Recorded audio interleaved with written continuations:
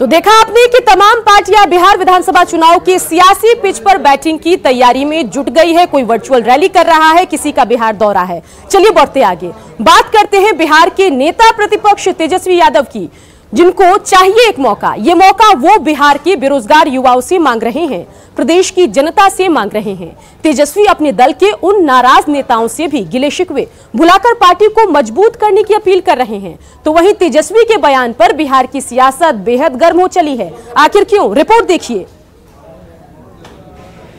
चुनाव के लिए बस मेरा बात आप लोग रख लीजिए, एक चुनाव के लिए हम हाथ जोड़ के मौका मांग रहे हैं कि एक हो जाइए, सारे गिले शिकवे को भुलाइए और एक बार जिस दिन राष्ट्रीय जनता दल के सभी ईमानदार सिपाही हमारे एकजुट होकर के चुनाव लड़ेंगे तो कोई माई का लाल हमको हरा नहीं सकता। तो सुना आपने, तेजस्वी यादव को बस एक मौका चाहिए बिहार की सत्ता पर काबिज होने के लिए।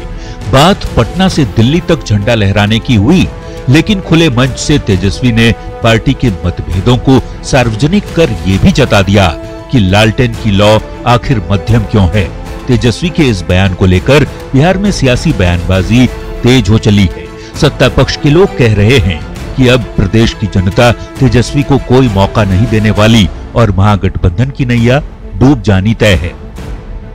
जनता मौका किसको देगी? उस पार्टी को जिसने 15 साल का जिसको ठगा, देश बिहार को अराजकता में ठेला, उसी के परिवार के वो सदस्य भी हैं और खुद कह रहे हैं कि उन्होंने उस कमियां थी, यानी अपने पिताजी को खुद आरोपित कर रहे हैं। और मेरा मानना है कि जिस प्रकार से तेजस्वी यादव जी का अभी भी व्यक्तिवादी सोच है, वो निश्चित रूप से पार्टी के अंदर कई टुकड़ों में विभक्त कर देगा। एक नई छवि बनाने का, एक नए अवतार में आने का राजद को भी मौका मिला था, तेजस्वी को भी मिला। नतीजा क्या हुआ? स्वाहा, मॉल बनाने लगे, मिट्टी बनाने लगे, IRCTC करने लगे। ये तेजस्वी को पता है कि आरजेडी बहुत जल्दी खत्म होने वाली है। तेजस्वी तो खुद खत्म है ही, खत्म आदमी क्या बचाएगा? इसलिए कुछ नहीं हो सकता।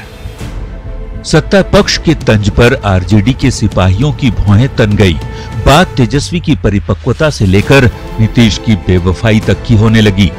2015 में जनता उनको चुनकर भेजी, लेकिन तेजस्वी यादव जी को क्या मालूम था कि मुख्यमंत्री जी बीजेपी के साथ मिलकर उनके पीठ में छुरा भोंकेंगे, इतनी बड़ी गद्दारी करेंगे। अगर ये 5 साल तेजस्वी जी का रहता तो जिस प्रकार लालू प्रसाद यादव गरीबों को जुबान दिए, ये बेरोजगारों को नौकरी देते। गरीबों का शासन आएगा तो ये तो अच्छी पहल है। तेजस्वी यादव जी की ये महानता है, परिपक्वता है, ये दर्शाता है कि तेजस्वी यादव जी ने मजबूती के साथ सभी कार्यकर्ताओं को, अपने सभी नेताओं को एकजुट होकर इस चुनाव में, महाभारत जो होगा बिहार विधानसभा का चुनाव, उसमें लड़ाई लड़ने के लिए आह्वान किया है।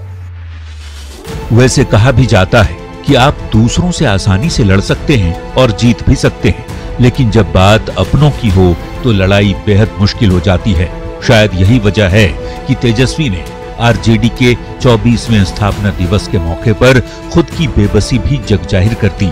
ये बता गए कि पार्टी के अंदर ऑल इज वेल नहीं है। हालांकि तेजस्वी ने अपने उन नाराज सदस्यों को मनाने की पहल भी कर दी है। ऐसे में देखना अहम होगा कि चुनावी साल में आरजेडी के असंतोष को तेजस्वी कितना भर पाते हैं। अमित कुमार, न्यूज़ 18 पटना।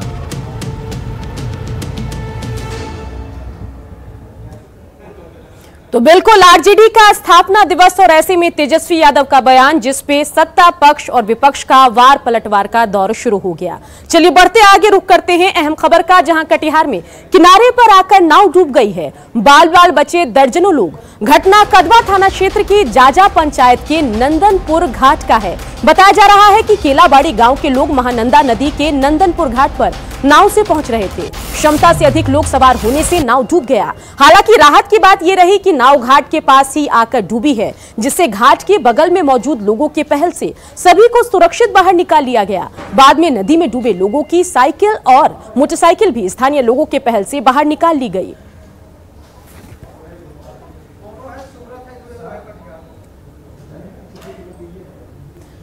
चलिए सीधा रुख करते हैं कटिहार का, जहां से हमारे संवाददाता सुब्रत हमारे साथ फोन लाइन से जुड़ गए हैं। सुब्रत, खबर आ रही है नाव डूबने की, अपडेट क्या कुछ है, बताइए। देखिए, सबसे बड़ा बात है कि बड़ा हादसा टल गया है, कोई जानमाल की नुकसान नहीं है।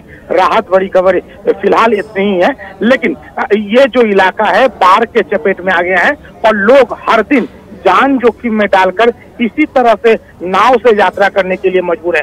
ना तो कोई प्रशासनिक निगरानी है और ना ही स्थानीय लोग। बिल्कुल सुब्रत, सवाल यही है कि आखिर ओवरलोडेड नाव जो है नदी में कैसे चल रहा है? क्या इसकी निगरानी रखने वाला कोई नहीं? नाविक भी इस बात का ध्यान नहीं रखते? क्यों लोगों की जान के साथ खिलवाड़ किया जा रहा है?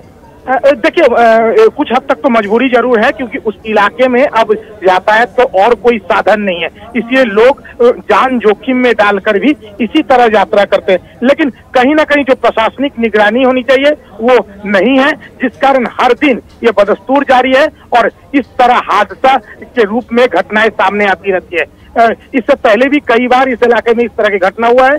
चलिए सुब्रत, खबर हमने दिखाई है, उम्मीद यही कि खबर देखने के बाद प्रशासन जागे और सुनिश्चित करे कि ओवरलोडेड नाव नदी में ना उतरे। तमाम जानकारी के लिए आपका शुक्रिया।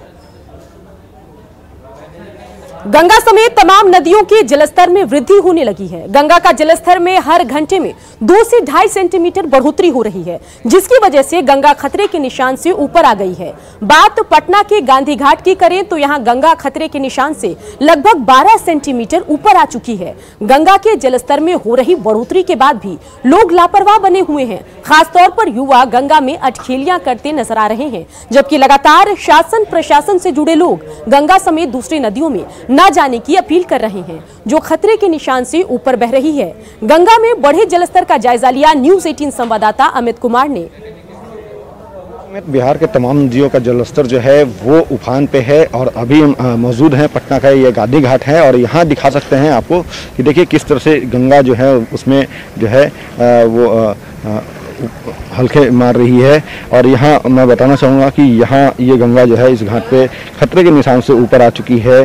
गांधी घाट का जो लेवल है वो 48.60 होता है, लेकिन अभी बात कर ली जाए तो तकरीबन 6 मीटर पानी जो है वो आ चुकी है यहाँ पे।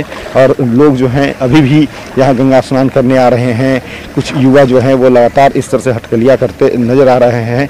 तो ये कहीं ना कहीं जो है लोगों की लापरवाही है। और जो अलर्ट शासन प्रशासन ने जारी किया है, जल संसाधन विभाग ने जारी किया है कि गंगा का जलस्तर जो बढ़ रहा है उसको देखते हुए आप गंगा स्नान हो या गंगा में तैराकी है वो फिलहाल कुछ दिनों के लिए बंद कर दें, क्योंकि गंगा खतरे के निशान से लगभग ऊपर आ चुकी है। और गांधी घाट की बात कर ली जाए तो यहाँ 6 मीटर जो है वो गंगा का जलस्तर आ चुका है। लेकिन फिर भी जो लोग हैं वो लापरवाह दिख रहे हैं और लोगों की ये लापरवाही जो है वो उनके लिए भी जानलेवा साबित हो सकती है। साथ ही साथ जो दूसरे लोग हैं जो उन्हें भी ध्यान रखना होगा इस बात को कि जो जिला प्रशासन ने आदेश जारी किया है, जो अपील जारी किया है उस पर अमल करना होगा।